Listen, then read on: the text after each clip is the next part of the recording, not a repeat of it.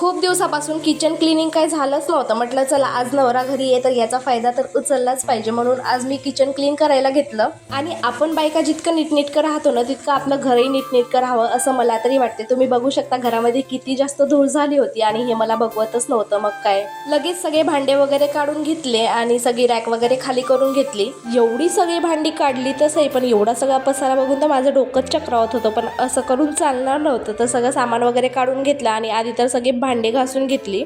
नंतर सगळ्यात इम्पॉर्टंट काम म्हणजे हे टाईल्स घासायचं, ते घासून घेतलं. बापरे, एवढा हात दुखायला लागलं होतं ना, आणि नाही म्हणता म्हणता एवढा सगळा कचरा निघला होता घरातून. तोपर्यंत सगळी भांडी पण वाळून झाली होती. मग सगळे भांडे वगैरे व्यवस्थित लावायचे होते आणि पिल्लू मदामदात करत होती. हिला घेऊन सगळी कामं करणं म्हणजे खूप मोठा टास्क आहे. हे जरी तुम्हाला एका मिनिटाचा व्हिडिओ दिसत असेल, पण पूर्ण दिवस माझा याच्यात गेला होता आणि किती सुंदर आणि फ्रेश किचन दिसत होतं. मग मी पण छान अशी फ्रेश झाले आणि माझं बाळ बघा कसं झोपले. स्वयंपाक बनवायची तर काही इच्छाच नव्हती. घरी चपाती बनवली आणि अहोंनी भाजी बाहेरूनच आणली होती. तर चला बाय.